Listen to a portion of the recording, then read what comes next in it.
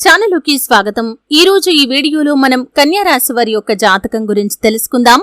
వీరి జీవితానికి సంబంధించినటువంటి ప్రధానమైన అంశాలు ఏంటి, అలాగే 2025వ సంవత్సరం మార్చి 23వ తేదీ ఆదివారం యొక్క దినఫలాల ప్రకారం కన్యా రాశి వారి యొక్క జీవితంలో 4 సంఘటనలు జరుగుతాయి. జాగ్రత్తగా ఉండాల్సిన అంశాలు కూడా ఉన్నాయి.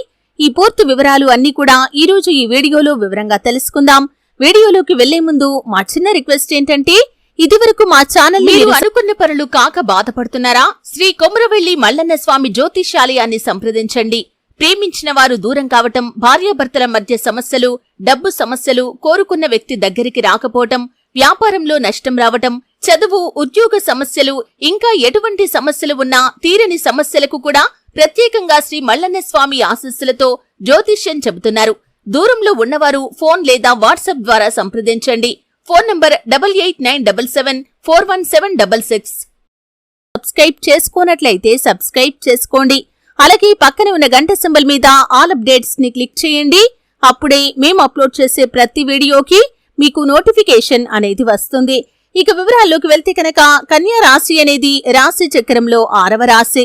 ఉత్తర 2, 3, 4 పాదాలు, హస్త 1, 2, 3, 4 పాదాలు, చిత్త 1, 2 పాదాల్లో జన్మించిన వ్యక్తులు కన్యా రాశిగా పరిగణించబడతారు. ఈ రాశి అధిపతి బుధుడు.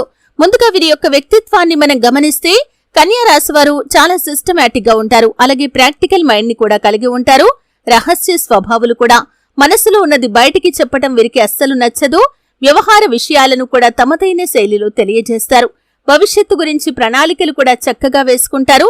సమయానుకూలంగా మాట్లాడే నేర్పు కూడా వీరికి ఉంటుంది. ముఖ్యంగా మార్చి 23వ తేదీ ఆదివారం యొక్క దినఫలాల ప్రకారం 4 సంఘటనలు వీరి యొక్క జీవితంలో జరగబోతున్నాయి. చాలా రోజుల నుండి ఎదురు చూస్తున్నటువంటి ఒక అవకాశం మిమ్మల్ని వెతుక్కుంటూ రాబోతుంది. అది ఒక్కొక్కరి జీవితంలో ఒక్కో రకమైనటువంటి అవకాశం అయి ఉండొచ్చు. ఈ అవకాశం కోసమైతే మీరు చాలా కాలంగా ప్రయత్నాలు చేస్తున్నారో ఆ అవకాశం మిమ్మల్ని వెతుక్కుంటూ రాబోతుంది. ఊహించని ఈ సంఘటన మీకు ఆనందంతో పాటు ఆశ్చర్యాన్ని కలిగిస్తుందని చెప్పుకోవాలి.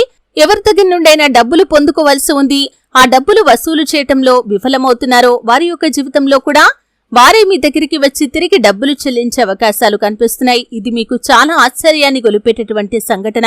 అంటే వారి దగ్గర నుండి డబ్బులు వసూలు చేయాలని చాలా కాలంగా మీరు ప్రయత్నించారు, కానీ మీ యొక్క ప్రయత్నం ఫలించలేదు. ఈ రోజు అనుకోకుండా వారే మీ దగ్గరికి వచ్చి మీ డబ్బులను తిరిగి ఇస్తారు. ఇది మీకు చాలా ఆశ్చర్యానితో పాటు ఆనందాన్ని కలిగించేటటువంటి మరొక సంఘటన అని చెప్పుకోవాలి. అలాగే కన్యా రాశి వారు ఎవరైతే ఉద్యోగస్తులు ఉన్నారో చాలా రోజులుగా ఉద్యోగ జీవితంలో కొనసాగుతున్నా కానీ మీ యొక్క ఉద్యోగానికి, మీ యొక్క శ్రమకు ఎటువంటి గుర్తింపు లభించడం లేదు.